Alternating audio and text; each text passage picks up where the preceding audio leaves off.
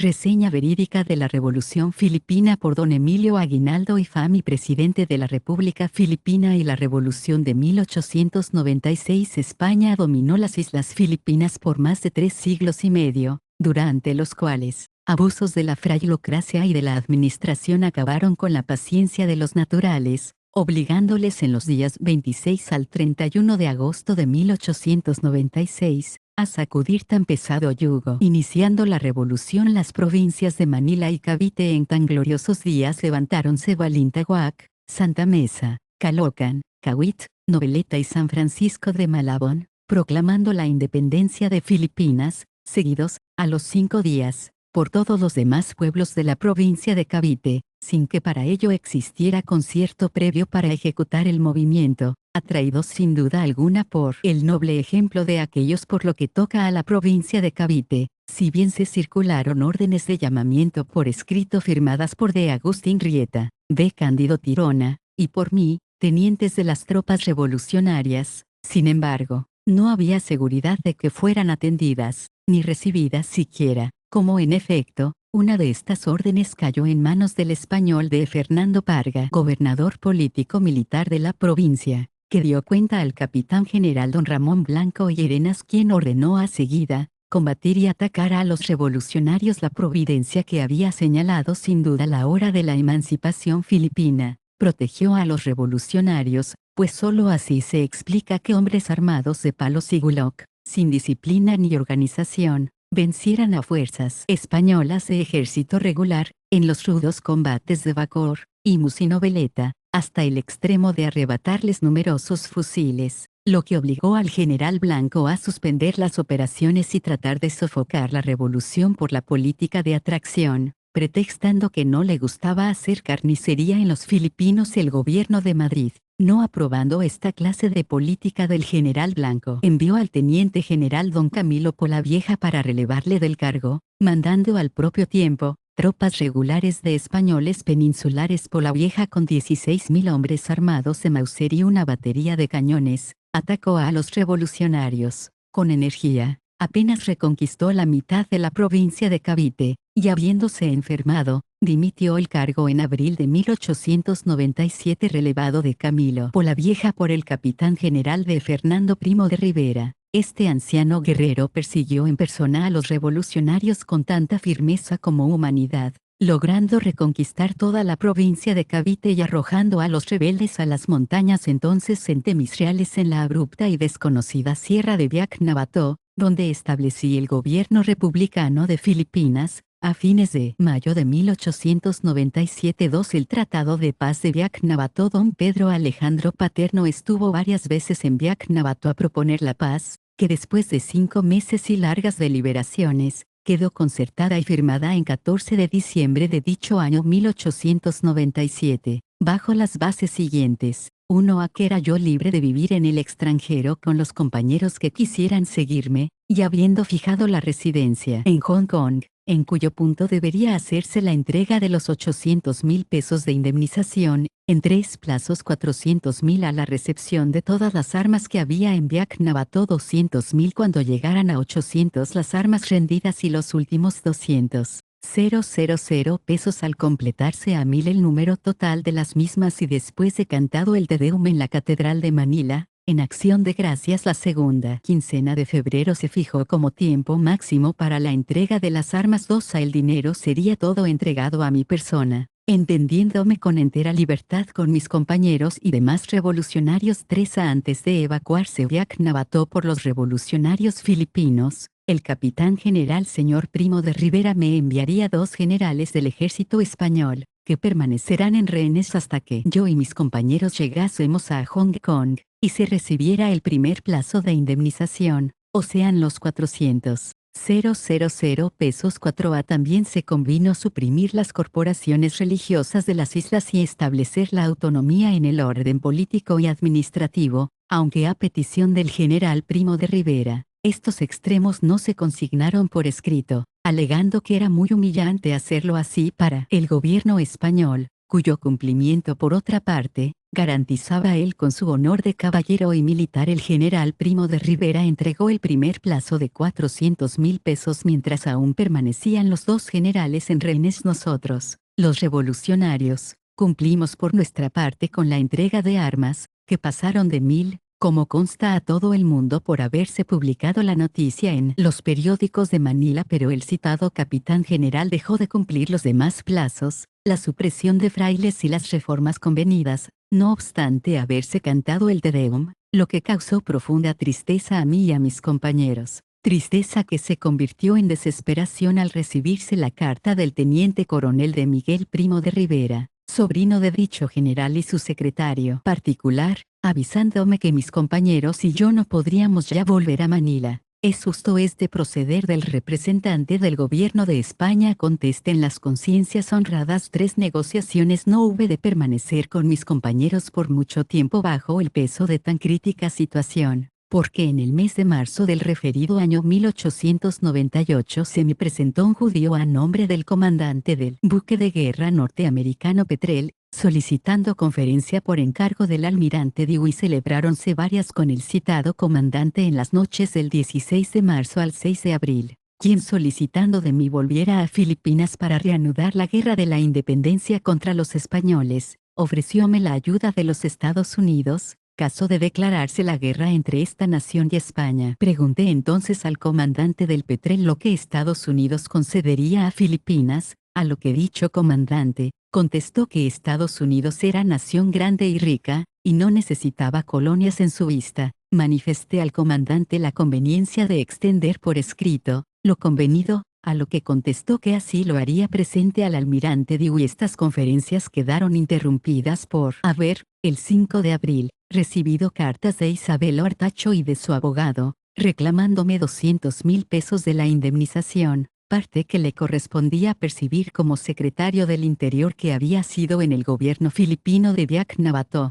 amenazándome llevar ante los tribunales de Hong Kong, si no me conformaba con sus exigencias. Aunque de paso haré constar que Isabel Artacho llegó a Diak Navato e ingresó en el campo de la Revolución el 2 de septiembre de 1897, y fue nombrado secretario, a principios de noviembre, cuando la paz propuesta y trabajada por D. Pedro Alejandro Paterno, estaba casi concertada, como lo prueba el que en 14 de diciembre siguiente se firmara. Véase, pues, la injusta y desmedida ambición de Artacho al pretender la participación de 200 pesos por los pocos días de servicios que a la revolución prestara. Además se había convenido entre todos nosotros los revolucionarios, en Diak Navato que, en el caso de no cumplir los españoles lo estipulado, el dinero procedente de la indemnización no se repartiría, y se destinaría a comprar armas para reanudar la guerra. Artacho, pues, obraba entonces como un espía, agente del general Primo de Rivera, toda vez que quería aniquilar la revolución, quitándola su más poderoso elemento, cuál era, el dinero. Y así fue considerado el asunto por todos los revolucionarios, acordándose en junta, saliera Y o inmediatamente de Hong Kong, evitando la demanda de Artacho, a fin de que los demás tuvieran tiempo de conjurar este nuevo peligro para nuestros sacrosantos ideales, consiguiéndolo así. En efecto, Artacho convino en retirar su demanda por medio de una transacción. En cumplimiento de dicho acuerdo, marchéme sigilosamente de Hong Kong, el día 7 de abril, embarcándome en el Taisan, y pasando por Saigón fui a parar con la mayor reserva a Singapur, llegando a este puerto en el Herida en el 21 de dicho mes, hospedándome en casa de un paisano nuestro. Tal fue la causa de la interrupción de las importantísimas conferencias con el almirante Dewey iniciadas por el comandante del Petrel. Pero el hombre propone y Dios dispone, refrán que en esta ocasión se cumplió en todas sus partes, porque no obstante lo incógnito del viaje, a las 4 de la tarde del día de mi llegada a Singapur, presentóse en la casa, donde me hospedaba, un inglés que, con mucho sigilo, dijo que el cónsul de Estados Unidos de aquel punto, Mr. Pratt, deseaba conferenciar con de Emilio Aguinaldo, a lo que se le contestó que en dicha casa no se conocía a ningún Aguinaldo, pues así se había convenido responder a todo el mundo. Pero habiendo vuelto el inglés repetidas veces con la misma pretensión, accedí a la entrevista con Mr. Pratt, la cual se verificó, con la mayor reserva de 9 a 12 de la noche del día 24 de abril de 1898, en un barrio apartado. En la entrevista aludida manifestóme el cónsul Prat, que no habiendo los españoles cumplido con lo pactado en Biak-Nabato, tenían los filipinos derecho a continuar de nuevo su interrumpida revolución, induciéndome a hacer de nuevo la guerra contra España, y asegurando que América daría mayores ventajas a los filipinos. Pregunté entonces al cónsul qué ventajas concedería Estados Unidos a Filipinas, indicando al propio tiempo la conveniencia de hacer por escrito el convenio,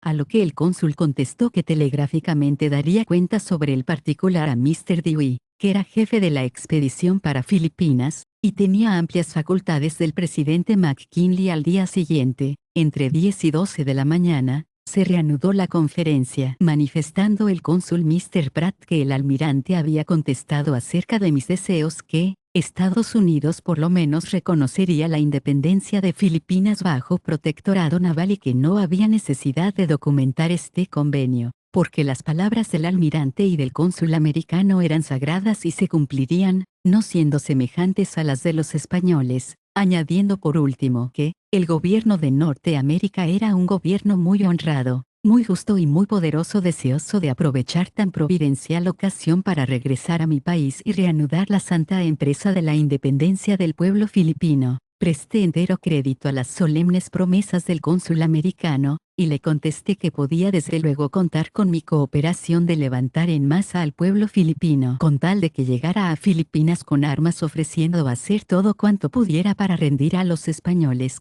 capturando la plaza de Manila, en 2 semanas de sitio, siempre que contara con una batería de 12 cañones. Replicó el cónsul que me ayudaría para hacer la expedición de armas que yo tenía proyectada en Hong Kong, pues telegrafiaría enseguida al almirante Dewey lo convenido, para que por su parte prestara su auxilio a la citada expedición. El día 26 de abril se llevó a cabo la última conferencia en el consulado americano, a donde fui invitado por Mr. Pratt, quien me notició que la guerra entre España y Estados Unidos estaba declarada, y por tanto, que era necesario me marchara a Hong Kong en el primer vapor, para reunirme con el almirante Dewey que se hallaba con su escuadra en Mirs Bay, puerto de China. También recomendóme Mr. Pratt le nombrase representante de Filipinas en América para recabar con prontitud el reconocimiento de la independencia. Contesté que desde luego marcharía yo a Hong Kong a reunirme con el almirante, y que en cuanto se formara el gobierno filipino le propondría para el cargo que deseaba, si bien lo consideraba insignificante recompensa a su ayuda, pues para el caso de tener la fortuna de conseguir la independencia, le otorgaría un alto puesto en la aduana, además de las ventajas mercantiles y la ayuda de gastos de guerra que el cónsul pediría para Estados Unidos, y que los filipinos estarían conformes en conceder a América en justa gratitud a su generosa cooperación. Luego que hube tomado pasaje en el vapor Malacca volví a despedirme del cónsul Pratt, quien aseguró que antes de entrar en el puerto de Hong Kong me recibiría secretamente una lancha de la escuadra americana con el fin de evitar la publicidad. Sigilo que también yo lo deseaba. Partí para Hong Kong en dicho vapor las 4 de la tarde del mismo día 26 a las 2 menos cuarto de la madrugada del día 1 de mayo fondeábamos en aquel puerto sin que saliera a encontrarnos ninguna lancha a invitación del cónsul de esta colonia, Mr. Wildman. Dirigíme al consulado y de 9 a 11 de la noche del mismo día de mi llegada conferencié con él, diciéndome que el almirante Dewey se había marchado a Manila sin esperarme, por haber recibido orden perentoria de su gobierno para atacar la escuadra española, dejando recado de que me mandaría sacar por medio de una cañonera. En aquella conferencia traté con el indicado cónsul acerca de la expedición de armas que tenía en proyecto y convenimos en que dicho cónsul y el filipino señor Teodoro Sandico quedaban encargados de la expedición, dejando en la misma noche en poder de dichos señores la cantidad de 50 pesos. En depósito pudo adquirirse a seguida una lancha de vapor por 1 peso, y se contrató la compra de 2.000 fusiles a razón de 851, con 200.000 cartuchos a razón de 3.350 el millar. Al cabo de una semana, el 7 de mayo, llegó de Manila el cañonero americano McCulloch, trayendo la noticia de la victoria del almirante Dewey sobre la escuadra española, pero no traía orden de llevarme a Manila y a las 9 de la noche tuve con el mismo cónsul, a su invitación, Una segunda conferencia el 15 del mismo mes volvió de nuevo el McCulloch que trajo la orden de trasladarme a Manila con mis compañeros, habiendo sido inmediatamente notificado del embarque por el cónsul Wildman, y a las 10 de la noche del día 16 en el Pantalan City Hall, de Hong Kong, acompañado del mismo, en unión del comandante de la cañonera y de Mr. Barrett, exsecretario de la Embajada Americana del Reino de Siam, según propio decir del mismo, nos dirigimos en una lancha americana a un puerto de Chinese Kowloon, donde se hallaba aquel cañonero. Mr. Barrett en el acto de la despedida, ofreció visitarme en Filipinas, cumpliendo más tarde su promesa en Cavite y Malolos encargóme el cónsul Wildman que tan pronto llegase a Filipinas, estableciera el gobierno filipino bajo forma dictatorial, y que él procuraría, por todos los medios posibles enviar pronto la expedición de armas como así lo cumplió en efecto partiendo el McCulloch a las 11 de la mañana del 17 de mayo para Filipinas, fondeábamos entre 12 y 1 de la tarde del 19, en aguas de Cavite, e inmediatamente la lancha del almirante con su ayudante y secretario particular vino a sacarme para el Olimpia, donde fui recibido con mi ayudante señor Leiva con honores de general por una sección de guardias marinas. El almirante acogióme en su salón y después de los saludos de cortesía, preguntéle si eran ciertos todos los telegramas que había él dirigido al cónsul de Singapur, Mr. Pratt, relativos a mí, contestándome afirmativamente, y añadiendo que, Estados Unidos había venido a Filipinas para proteger a sus naturales y libertarles del yugo de España. Dijo además que América era rica en terrenos y dinero, y que no necesitaba colonias, concluyendo por asegurarme no tuviera duda alguna sobre el reconocimiento de la independencia filipina por parte de Estados Unidos y enseguida me preguntó si podría levantar el pueblo contra los españoles y hacer una rápida campaña. Contestéle que los sucesos darían prueba de ello, pero mientras no llegara la expedición de armas encomendada al cónsul Wildman en uno de los puertos de China, nada podría hacer, pues sin armas cada victoria costaría muchas vidas de valientes y temerarios revolucionarios filipinos. El almirante ofreció enviar un vapor para activar la referida expedición de armas aparte de las órdenes que tenía dadas al cónsul Wildman,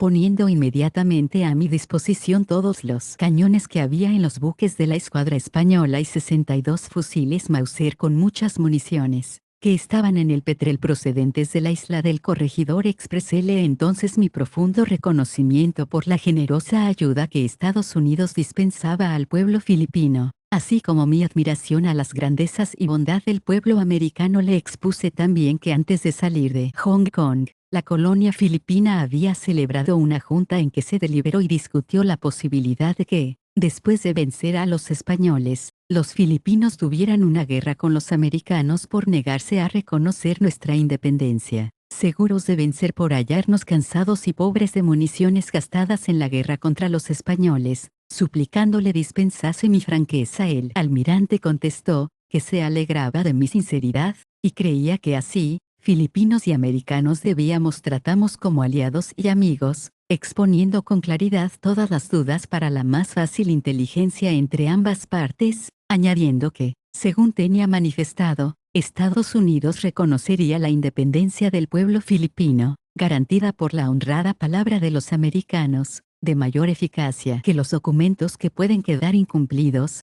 cuando se quiere faltar a ellos, como ocurrió con los pactos suscritos por los españoles, aconsejándome formara enseguida la bandera nacional filipina, ofreciendo en su virtud reconocerla y protegerla ante las demás naciones, que estaban representadas por las diferentes escuadras que se hallaban en la bahía. Si bien dijo que debíamos conquistar el poder de los españoles, antes de hacer ondear dicha bandera, para que el acto fuera más honroso a la vista de todo el mundo, y sobre todo, de los Estados Unidos, y para que cuando pasaran los buques filipinos con su bandera nacional por delante de las escuadras extranjeras infundieran respeto y estimación. De nuevo agradecí al almirante sus buenos consejos y generosos ofrecimientos, haciéndole presente que, si necesario fuera el sacrificio de mi propia vida para honrar al almirante cerca de Estados Unidos, pronto estaba dispuesto a sacrificarla. Añadí que con tales condiciones podía asegurar que todo el pueblo filipino se uniría a la revolución para sacudir el yugo de España.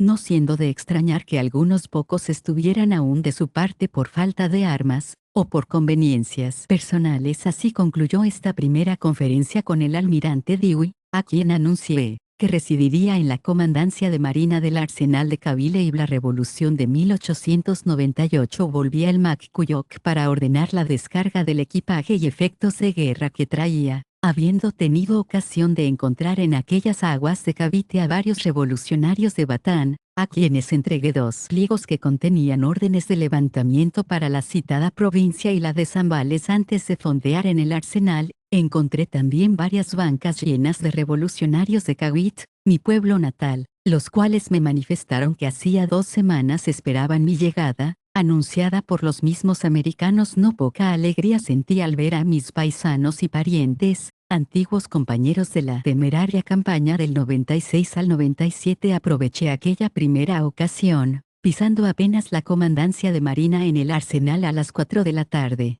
para entregarles las demás órdenes de levantamiento. Continué toda aquella noche con mis compañeros escribiendo más y más órdenes y circulares para el mismo fin, pues sin explicar cómo ni de qué manera, aglomerábanse despachos de todas partes, pidiendo noticia de mi llegada, a la vez que consignas para levantarse contra los españoles. Dios, sin duda alguna, tenía señalado aquel momento para el derrumbamiento del imperio español en Filipinas, porque mi inesperada llegada no podía ser saludada ni sabida, con la rapidez y publicidad que aquellos hechos demuestran. 62 voluntarios de San Roque y Caridad, armados de Remington y Mauser, organizados por los españoles, se presentaron al día siguiente, poniéndose incondicionalmente a mis órdenes. Al principio se alarmaron las fuerzas americanas por la llegada de dichos voluntarios y por precaución tomaron posiciones para defender la entrada del arsenal, mas, enterado yo del caso, bajé a ver a dichos voluntarios,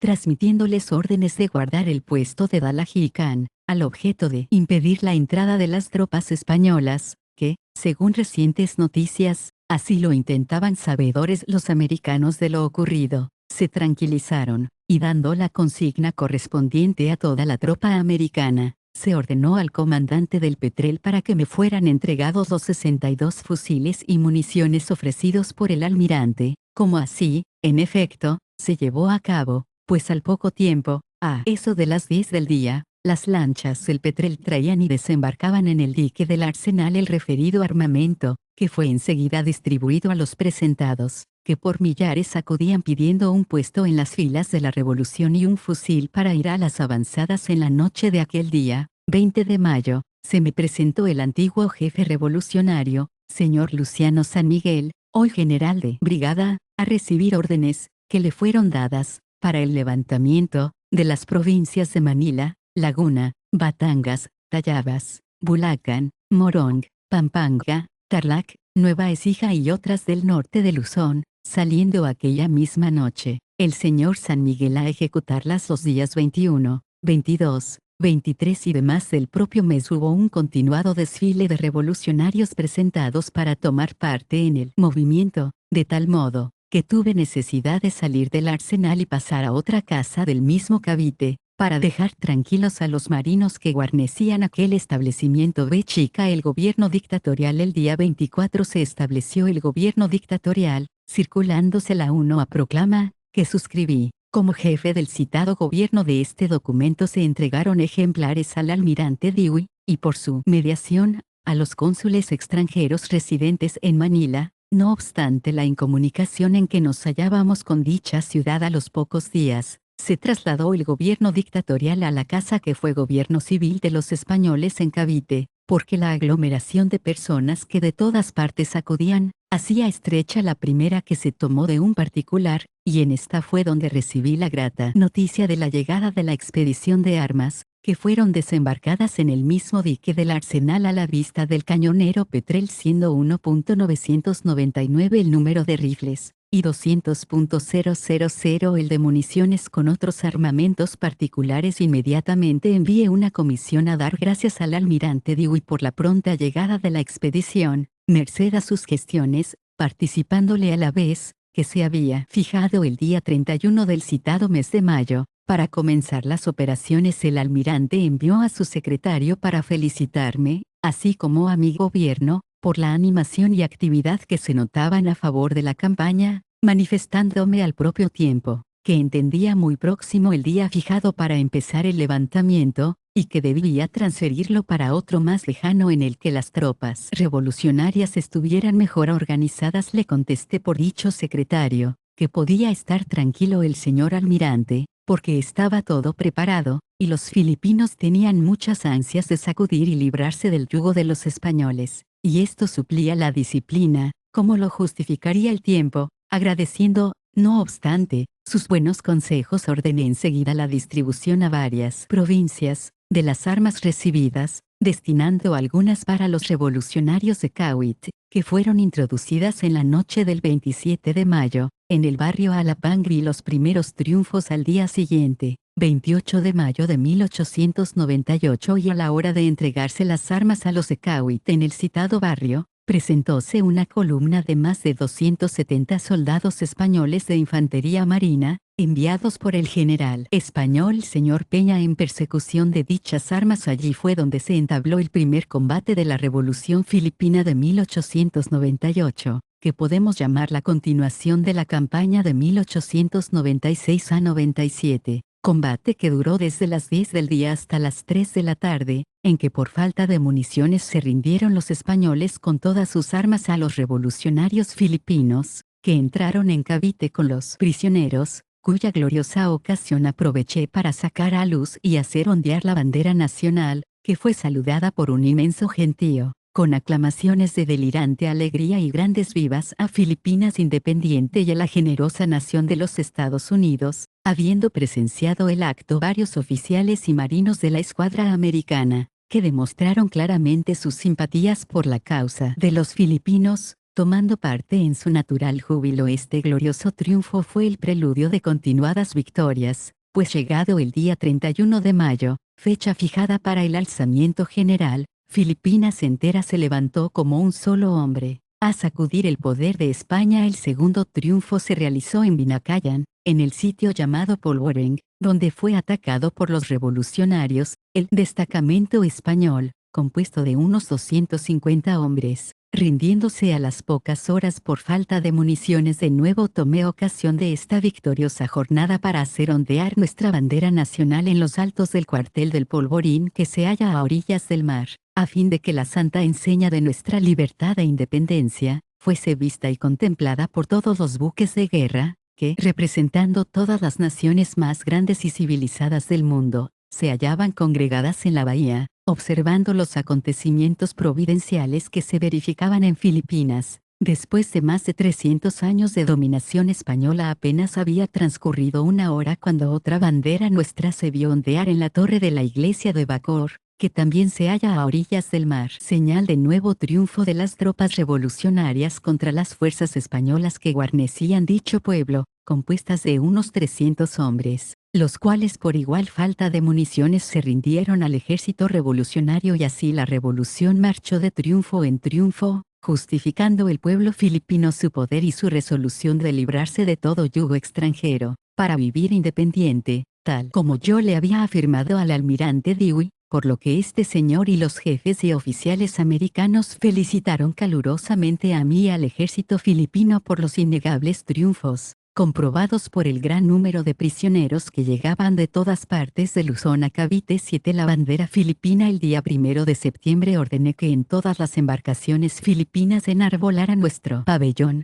hecho que se cumplió en primer término, por los marinos de nuestra pequeña flota, compuesta de unas 8 lanchas de vapor españolas y de otros 5 buques de mayor porte intitulados Daleño, Balayan, Taal, Bulusan y Purísima Concepción, donados al gobierno filipino por sus respectivos dueños, los cuales fueron enseguida arreglados en nuestro arsenal para el servicio de cañoneras, dotándoles de piezas de 9 y 8 centímetros, que se sacaron de los buques de la escuadra española. Oh, qué hermosa y gallarda es nuestra bandera al aire, desplegada desde los topes de nuestros buques, sobre las aguas propias de la bahía de Manila, alternando con las enseñas de otras grandes naciones, ante cuyos navíos iban y venían los nuestros con la reciente enseña de libertad e independencia. Cuán respetada y admirada como nacida entre legítimos ecos triunfales del bisoño ejército filipino ante las rendidas fuerzas regulares del gobierno español, el corazón se dilata de gozo, el alma se enardece de orgullo, y el patriotismo se ve complacido en medio de tan grandiosa contemplación. A fines del mes de junio visité al almirante Dewey,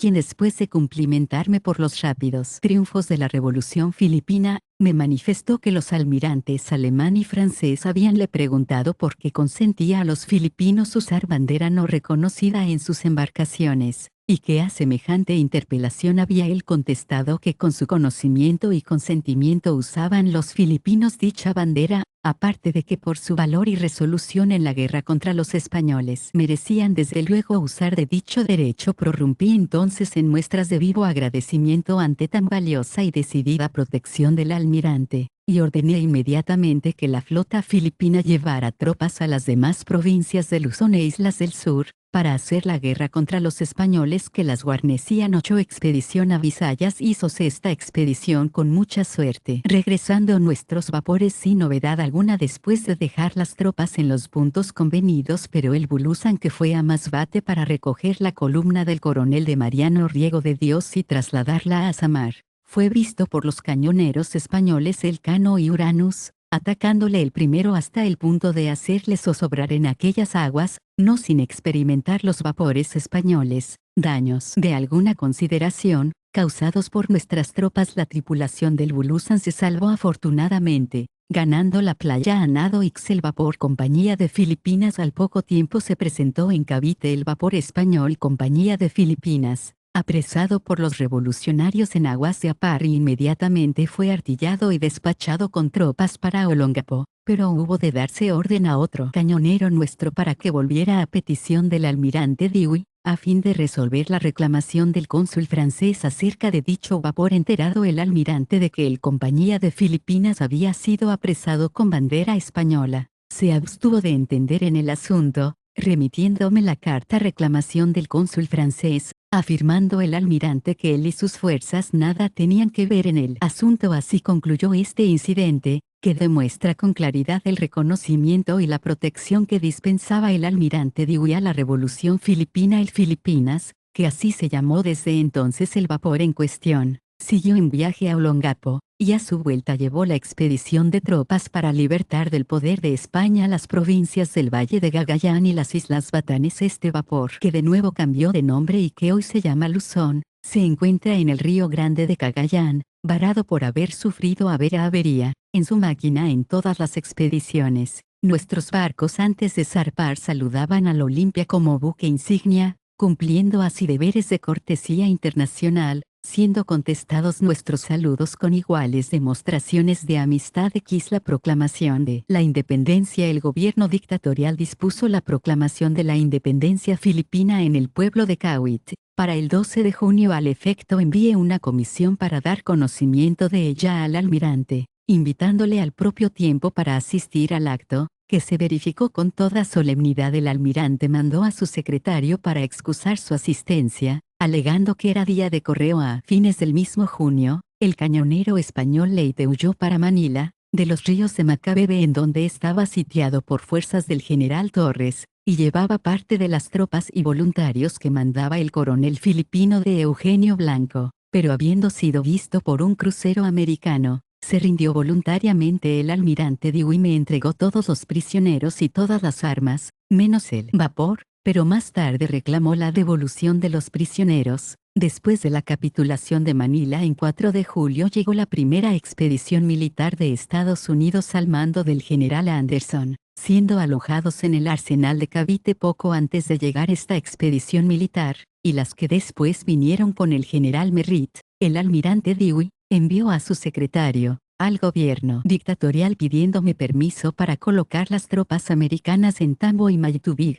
lugares de los pueblos de Parañaque y Pasay. A todo lo que el gobierno dictatorial accedió debido a las honradas promesas del almirante Dewey arriba consignadas. En el mismo mes de julio, se presentó en Cavite el almirante acompañado del general Anderson, y después de los saludos de cortesía, me dijo: ¿Ha visto, ve chica? Confirmado todo cuanto le he dicho y prometido que bonita es vuestra bandera, tiene un triángulo y se parece a la de Cuba. Me dará, ve chica, una de recuerdo. Cuando yo regrese a América le contesté que estaba convencido de su honrada palabra y de la ninguna necesidad de extender en documentos sus convenios, y que en cuanto a la bandera, podía contar con ella aunque fuera en el momento de. Y continuó, los documentos no se cumplen cuando no hay honor, como ocurrió con lo que usted pactó con los españoles que faltaron a lo escrito y firmado. Confíen ustedes en mi palabra, que yo respondo de que Estados Unidos reconocerá la independencia del país, pero les recomiendo guarden por ahora mucha reserva en todo cuanto hemos hablado y convenido, y además, les suplico tengan paciencia, si nuestros soldados atropellan a algún filipino, pues como voluntarios carecen aún de disciplina. Contesté al almirante que tendría presente todas sus recomendaciones de reserva, y que en cuanto a los abusos de los soldados, ya se habían dado las órdenes convenientes sobre el particular, haciendo al almirante igual advertencia con respecto a nuestros soldados y la Comisión Española. El almirante, cambiando repentinamente el curso de la conversación, me preguntó, ¿por qué no se alzan los vecinos de Manila, como lo han hecho ya los de provincias? ¿Será verdad que aceptan la autonomía ofrecida por el general Agustín con asamblea de representantes? ¿Será cierto el aviso que he recibido, que ha salido de Manila una comisión de filipinos para proponerles la aceptación de dicha autonomía, y reconocer a B. Chica el empleo de general, así como a sus compañeros, el que disfrutan? Le contesté que los de Manila no se alzan porque no tienen armas, y porque como comerciantes y propietarios que son, temen que de levantarse, los españoles se apoderen de sus riquezas, quemando y destruyendo lo demás, por lo que aparentan aceptar la autonomía por política de engaño, pero que yo confiaba en que todos los filipinos de Manila eran partidarios de la independencia, como se comprobaría el día de la toma de Manila por nuestras tropas. Para entonces creo que los vecinos de Manila victoriarán con nosotros la independencia de Filipinas, haciendo nuevas demostraciones de adhesión a nuestro gobierno. Díjele también que era cierto, había venido una comisión mixta a nombre del general Agustín y del arzobispo Nosaleda, la cual comisión me había manifestado que venía obligada por los españoles, pero que hacía constar su adhesión a nuestra causa. Los individuos de la comisión me expusieron que los españoles les habían recomendado dijeran que venían de motu propio, sin misión concreta ni excitación de las autoridades españolas, figurando ser fieles intérpretes de todos los vecinos de Manila, pero que aseguraran que, con tal de que se aceptara la autonomía,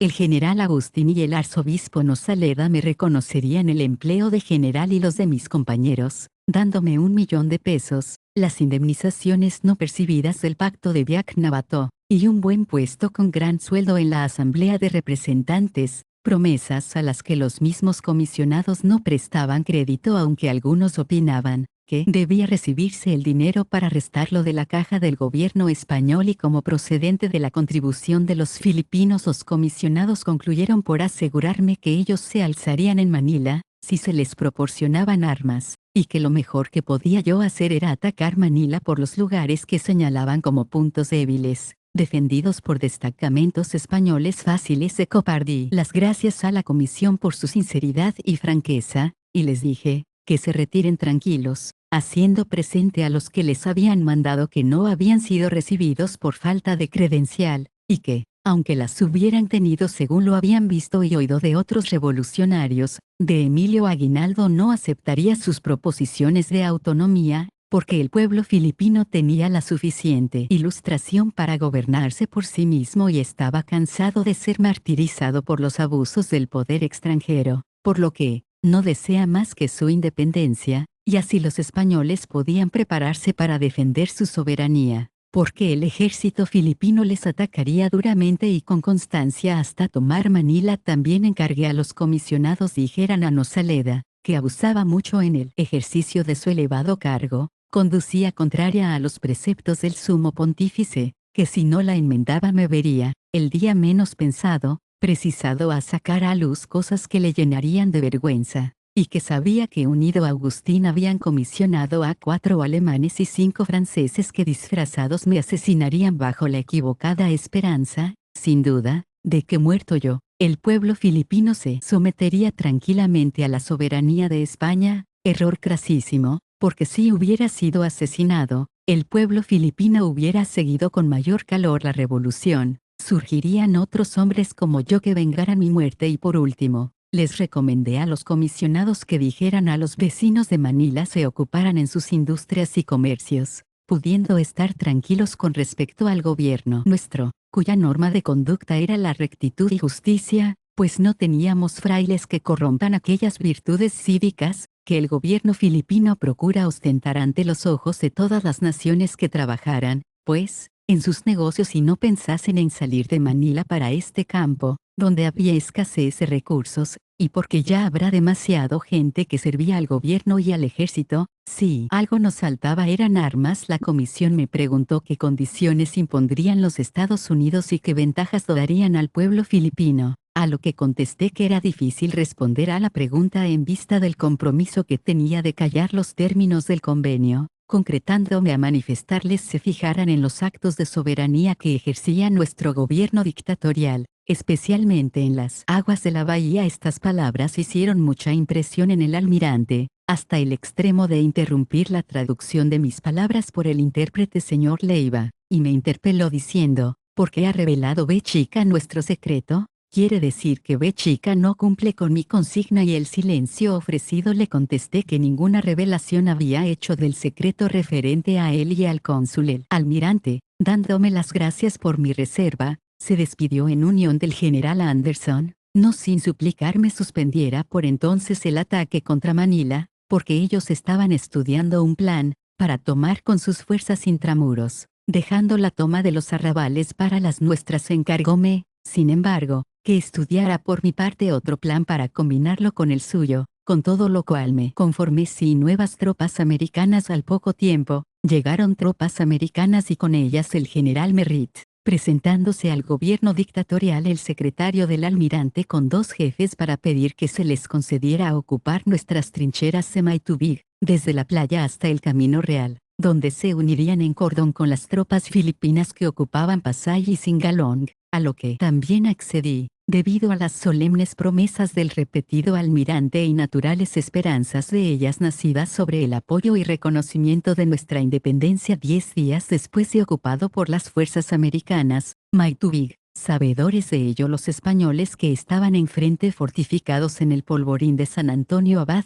durante la noche sorprendieron las avanzadas americanas que, compuestas de pocos individuos, no tuvieron más tiempo que para saltar de la cama y replegarse hacia su centro, abandonando sus fusiles y 6 cañones. Oído el tiroteo por nuestras tropas, acudieron inmediatamente en auxilio de los amigos y aliados, haciendo huir a los españoles y recuperando los fusiles y cañones de su poder, cuyos armamentos ordené fueran devueltos a los americanos en ley de buena amistad. El general Noriel se oponía a esta devolución, alegando que dicho armamento ya no era de los americanos, cuando lo ocuparon las fuerzas filipinas del poder de los españoles, pero desatendí esta razonada oposición de mi general, ordenando terminantemente la devolución de las armas a los americanos, demostrando con ello clara y evidentemente la sincera amistad de los filipinos. Dichos fusiles y cañones con abundantes municiones, fueron, pues, devueltos a los que entonces eran nuestros aliados, a pesar de que el general Noriel y sus fuerzas los habían conquistado a costa de la vida de muchos compañeros. Poco después llegaron más refuerzos americanos y otra vez el almirante Dewey,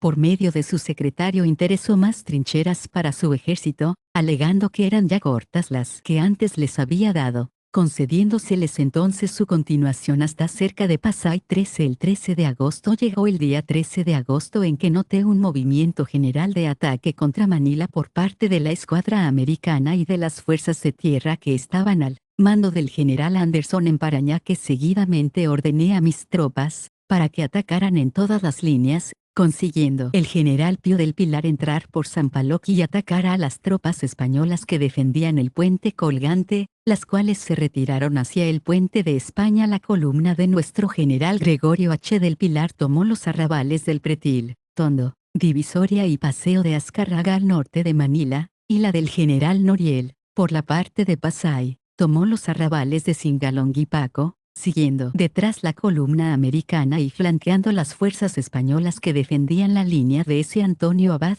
lo que visto por los jefes españoles, ordenaron la retirada de sus tropas hacia Intramuros, con lo cual las fuerzas americanas que ocupaban las trincheras del frente, entraron, sin pegar un tiro, por los arrabales de Malate y Ermita, pero allí se encontraron con las tropas del general Noriel, que se habían posesionado de los referidos arrabales y establecido sus cuarteles en el convento de Malate y Ermita, en los edificios que fueron de la Exposición Regional de Filipinas, en la Escuela Normal y en la casa del señor Pérez, en Paco en Santa Ana, parte este de Manila. Logró copar el general Ricarte 5 columnas españolas, auxiliado por tropas del general Pío del Pilar Cid. Primeros nubarrones los nuestros veían desembarcar fuerzas americanas en las playas de la Luneta y Paseo de Santa Lucía, llamando la atención de todos el que los soldados españoles que había en la muralla de la ciudad no tiraran contra aquellas, misterio que al anochecer de este día, se explicó por la noticia de la capitulación de la plaza hecha por el general español,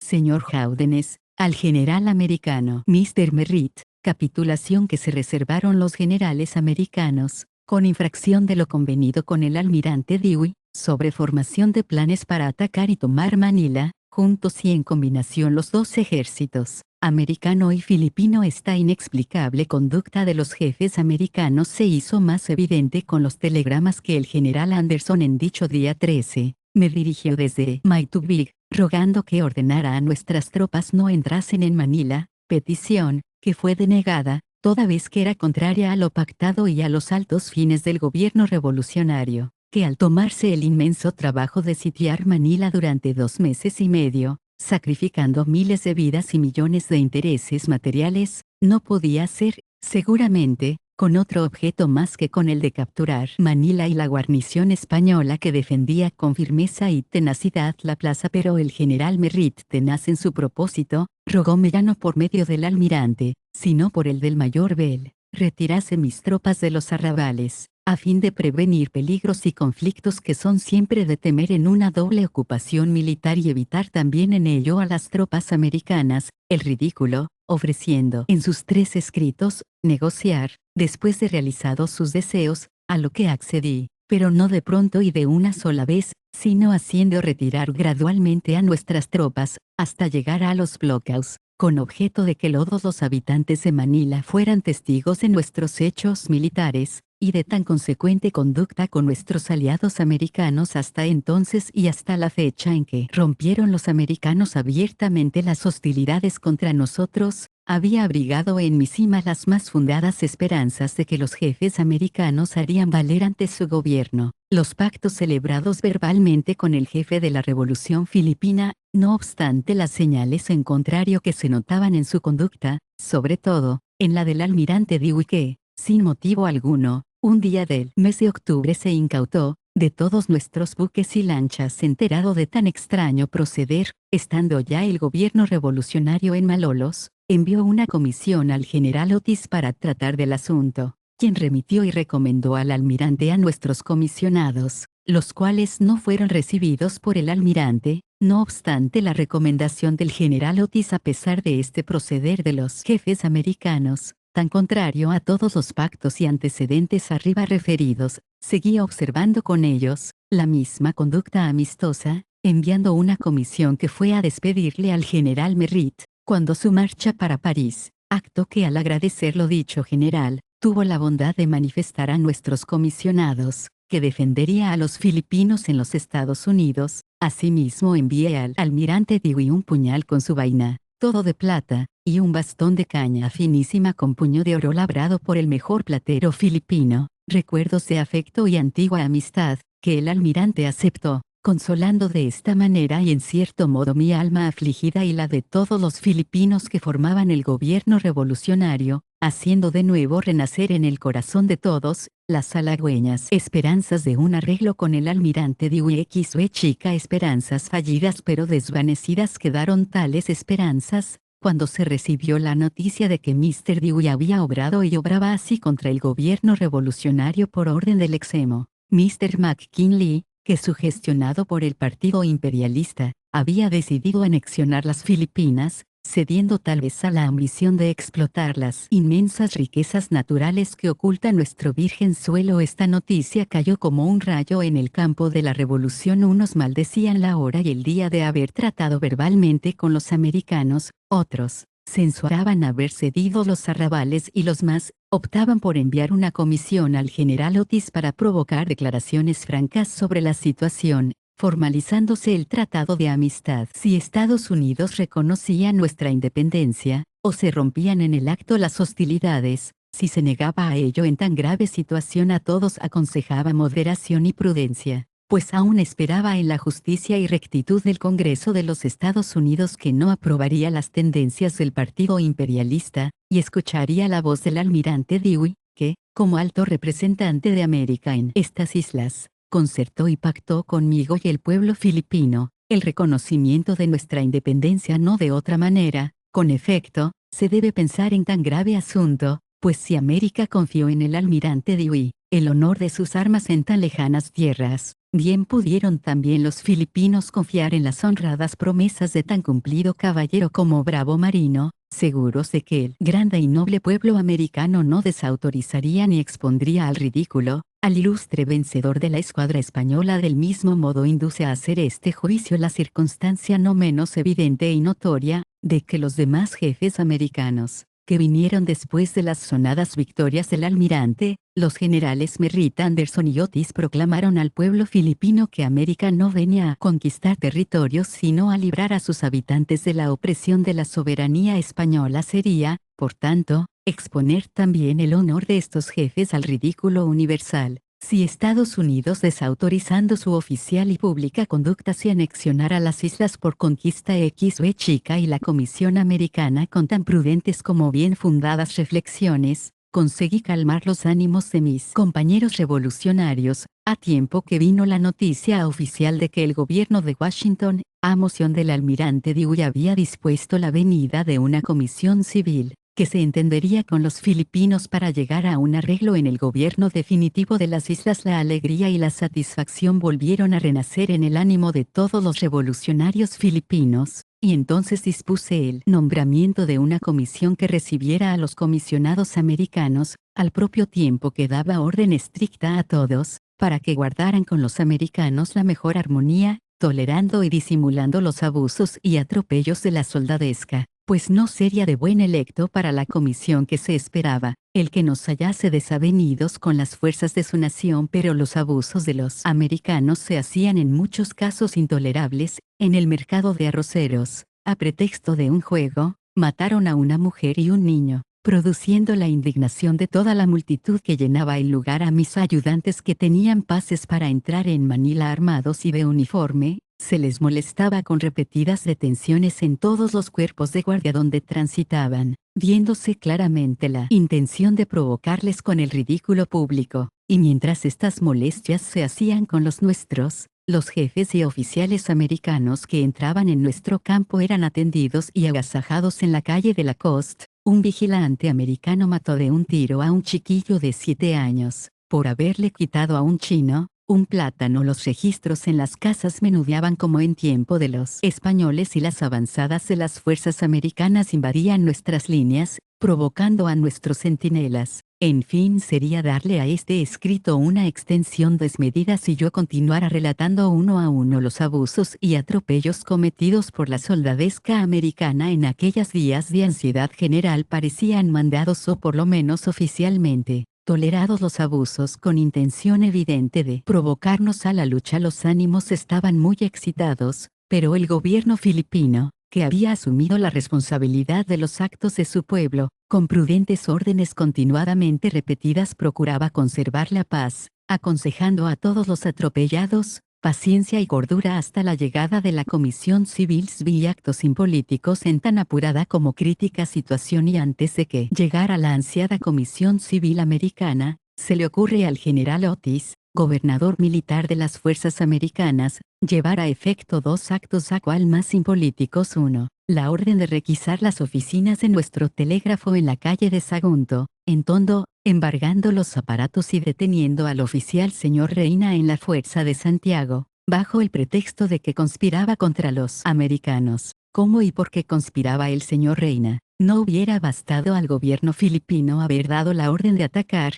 para que nuestros 8.000 hombres hubieran entrado en lucha inmediata con las fuerzas de los Estados Unidos. Se había de conspirar cuando se tenía el poder en las manos, y sobre todo, un telegrafista se había de meter en cosas de guerra, cuando existía un ejército que tenía aquel deber. Se veía, pues, la intención de zairir y de ridiculizar directamente al gobierno filipino para provocar la lucha, siendo de notar que este acto, ya no era de la soldadesca, sino del mismo general Otis, a cuya política imperialista no convenía la llegada de la Comisión Civil, y mucho menos, que encontrara a Filipinas en estado de paz, porque era evidente para dicho general como para todo el mundo, que los filipinos se hubieran entendido y arreglado amistosamente con la citada comisión. Si hubiera ésta llegado y alcanzado el estado de paz, los filipinos hubiéramos recibido a dicha comisión con muestras de verdadero cariño y completa adhesión como honrados agentes de la Gran América. Los comisionados se hubieran paseado por todas nuestras provincias, viendo y observando directamente el orden y la tranquilidad. En todo nuestro territorio hubieran visto los campos labrados y sembrados, hubieran examinado nuestra constitución y administración pública, con perfecta tranquilidad, y habrían sentido y gozado ese inefable encanto de nuestro trato oriental, mezcla de abandono y de solicitud, de calor y de frialdad, de confianza y de suspicacia, que hace cambiar de mil colores, a cual más agradables, nuestras relaciones con los extranjeros. Pero ni al general Otis ni a los imperialistas convenía este paisaje. Era mejor para su criminal intención el que los comisionados americanos encontraran las desolaciones de la guerra en Filipinas, sintiendo desde su llegada el fétido olor despedido por los cadáveres de americanos y filipinos confundidos. Era mejor a sus propósitos que el caballero Mr. Sherman, presidente de la comisión, no pudiera salir de Manila, limitándose solo a oír a los pocos filipinos que, reducidos por las razones del oro, eran partidarios de los imperialistas. Era mejor que la comisión contemplara el problema filipino, al través de los incendios, al silbar de las balas y al trasluz de todas las pasiones desencadenadas, para que no pudiera formar ningún juicio exacto ni cabal de los términos propios y naturales de dicho problema. Era mejor, en fin, que la comisión se retirara vencida de no haber obtenido la paz y me inculpara, a mí y a los demás filipinos, cuando yo y todo el pueblo filipino anhelábamos que esa paz se hubiera hecho ayer,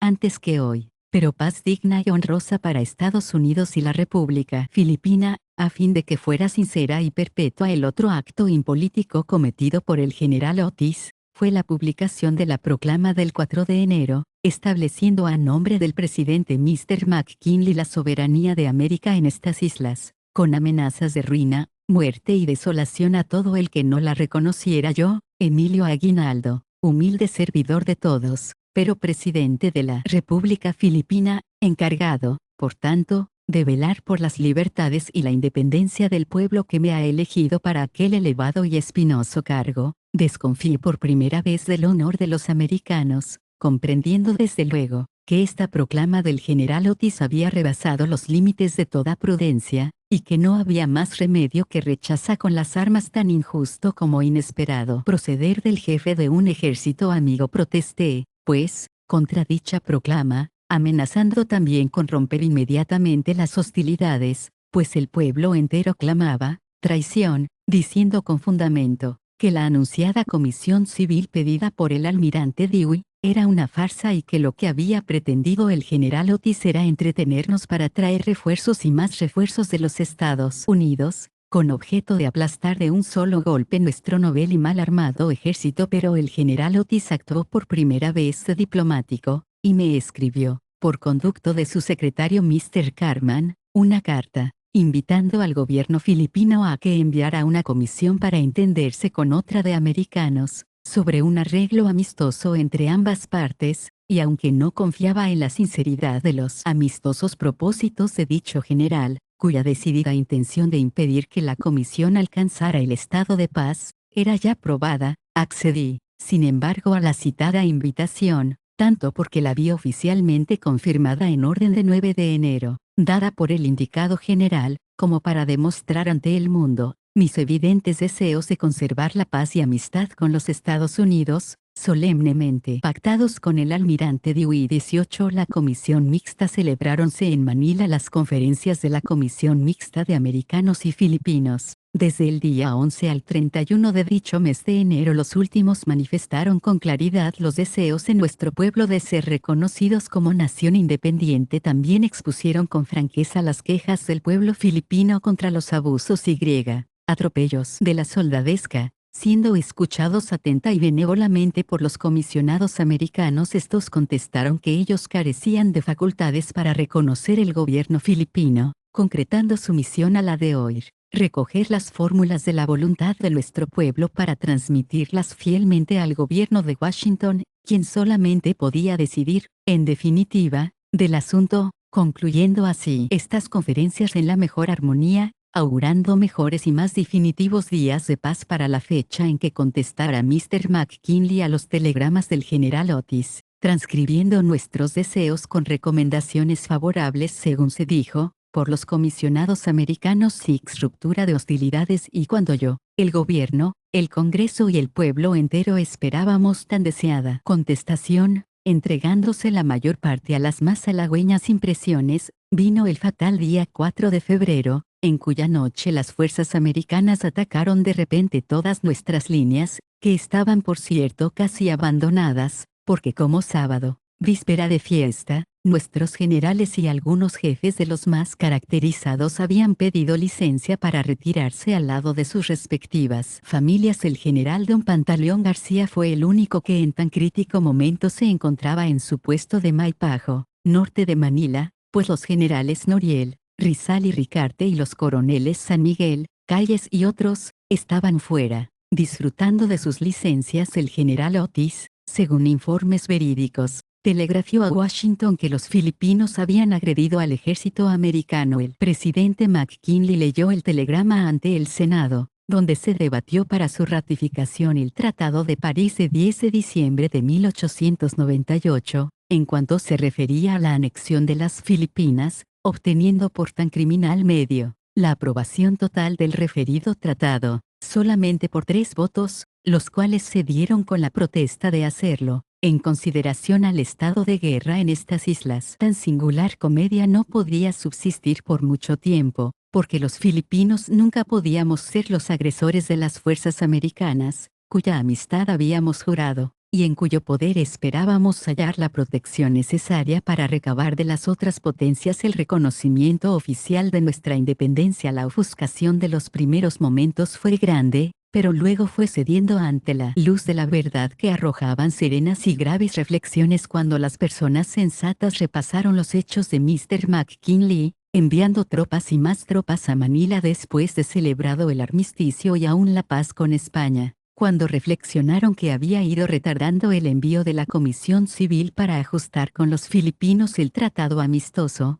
cuando conocieron los antecedentes de mi alianza con el almirante Dewey, preparada y arreglada por los cónsules Pratt y Wildman de Singapore y de Hong Kong, cuando se enteraron del verdadero estado de las cosas en Filipinas el día 4 de febrero, sabiendo que los filipinos esperaban la contestación de Mr. McKinley al telegrama del general Otis, transmitiendo los deseos pacíficos del pueblo filipino, de vivir como nación independiente. Cuando, en fin, se fijaron en los términos del Tratado de París, cuya aprobación en lo referente a la anexión de Filipinas, fue saludada con gritos de júbilo y satisfacción por el partido imperialista dirigido por Mr. McKinley, entonces abrieron los ojos, a la referida luz de la verdad, percibiendo con claridad la política baja, egoísta y poco humanitaria, que Mr. McKinley había seguido con nosotros los filipinos, sacrificando despiadadamente a sus inmoderadas ambiciones, el honor del almirante Dewey, exponiendo a este digno caballero e ilustre vencedor de la escuadra española,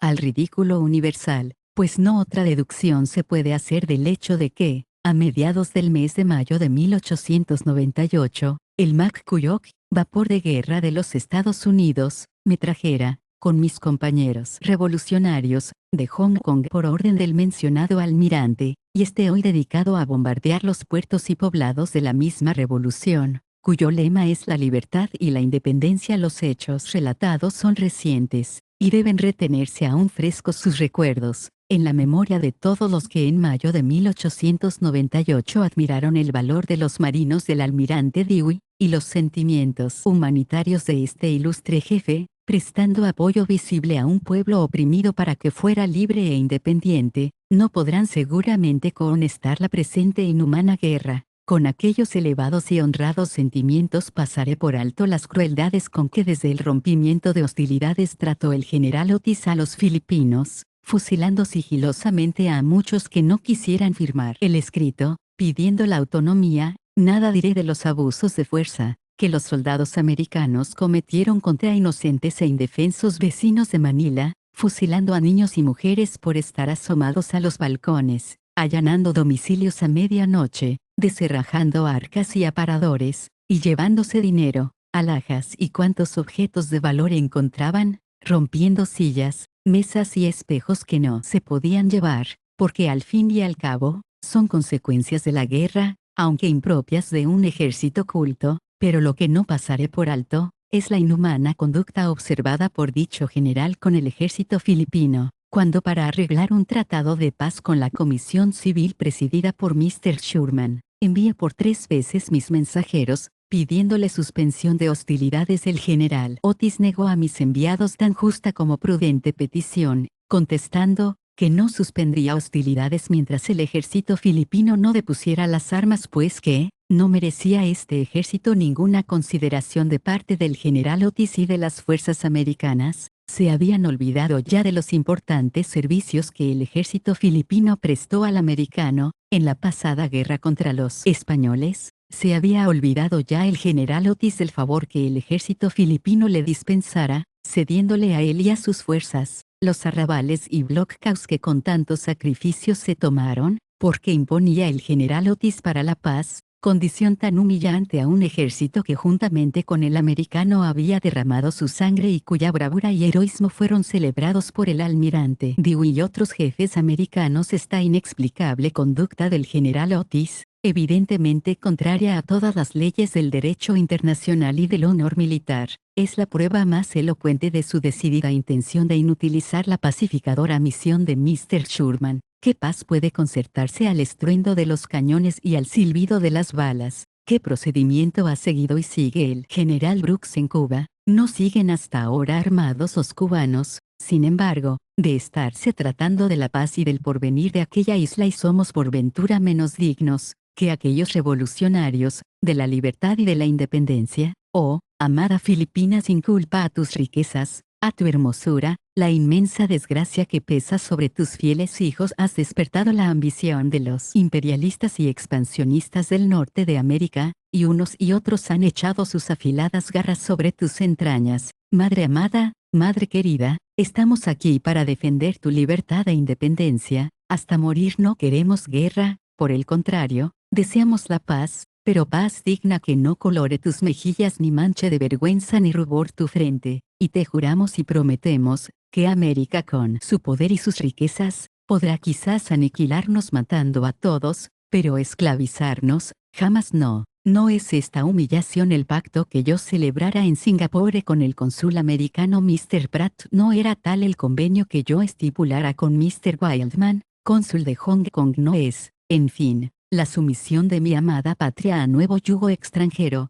lo que me prometiera el almirante Dewey. Cierto es que los 3 me han abandonado, olvidando que fui yo por ellos buscado y sacado de mi destierro y deportación, olvidando también que ninguno de los 3 había solicitado mis servicios en favor de la soberanía americana, pagando los gastos de la Revolución Filipina, para la que, evidentemente, me han buscado y traído a tu amado seno. Si hay, como creo, un Dios, raíz y fuente de toda justicia, y juez eterno y único de las contiendas internacionales, no tardará mucho, madre querida, en que seas salvada de las garras de tus injustos enemigos. Yo, así lo espero del honor del almirante Dewey, yo así lo espero de la rectitud del gran pueblo de los Estados Unidos, donde si hay ambiciosos imperialistas, también existen honrados círculos defensores de las humanitarias doctrinas de los inmortales Monroe, Franklin y Washington, salvo que la raza de virtuosos ciudadanos, gloriosos fundadores de la actual grandeza de la República Norteamericana, haya decrecido tanto,